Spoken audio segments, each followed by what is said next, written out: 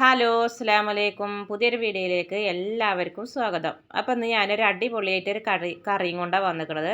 ആ കറി എങ്ങനെ ഉണ്ടാക്കാമെന്ന് എല്ലാവരും വീഡിയോ സ്കിപ്പ് ചെയ്യാതെ കാണുക കേട്ടോ. കുട്ടികൾക്കൊക്കെ സ്കൂൾക്കൊക്കെ കൊടുത്തയക്കാൻ പറ്റിയൊരു കറിയാണ്. അപ്പോൾ ഞാൻ എണ്ണ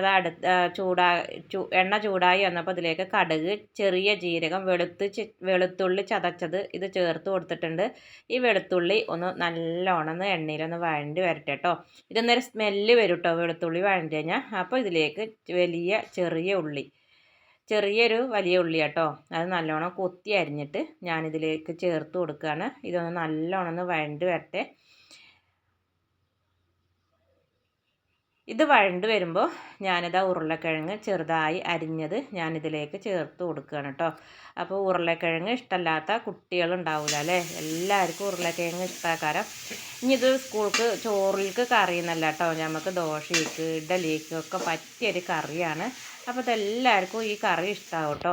അപ്പോൾ അങ്ങനെ തന്നെ ഞാനൊരു 5 മിനിറ്റ് നേരം ഉരുളക്കിഴങ്ങ് ഇട്ടിട്ട് നല്ലോണം ഒന്ന് വഴറ്റിയെടുത്തിട്ടുണ്ട്. ഇനി ഇതിലേക്ക് ഞാൻ മുളക് പൊടി, പാകത്തിന് മുളക് പൊടി കേട്ടോ, എരി ഇഷ്ടമുള്ളവരാണെങ്കിൽ കൂടുതൽ ഇട്ട് കൊടുക്കാം. അപ്പോൾ ഒരു സ്പൂണ് മുളകും പൊടി, അര സ്പൂണ് മഞ്ഞൾപ്പൊടി അതിൽ ചേർത്ത് കൊടുക്കുകയാണ്. ഈ മഞ്ഞൾപ്പൊടിയും ചേർത്തിട്ട് നല്ലോണം ഈ എണ്ണയിലൊന്ന് വഴറ്റിയെടുക്കാം കേട്ടോ.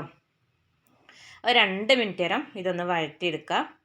എന്നാലുള്ളൂ നമ്മളെ മസാലപ്പൊടിയൊക്കെ ഒന്ന് ഈ എണ്ണയിലൊന്ന് വഴണ്ടി വരും കേട്ടോ, അതിന് വേണ്ടിയിട്ടാണ്.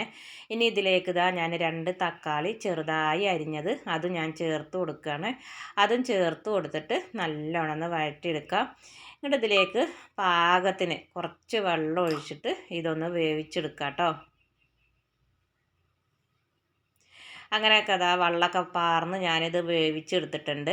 ഇനി ഇതിലേക്ക് ഞാൻ മല്ലി ഇല അതും ചെറുതായി അരിഞ്ഞത് ഇതും ചേർത്ത് കൊടുക്കുകയാണ്. അപ്പോൾ അതാ നമ്മളെ അടിപൊളി ഉരുളക്കിഴങ്ങ് കറി ഇവിടെ റെഡി ആയിട്ടുണ്ട്. അപ്പോൾ എല്ലാവർക്കും ഈ വീഡിയോ ഇഷ്ടമായി എന്ന് വിചാരിക്കുന്നു. ഇഷ്ടമായാൽ ലൈക്ക് ചെയ്യുക, ഷെയർ ചെയ്യുക, സബ്സ്ക്രൈബ് ചെയ്യുക.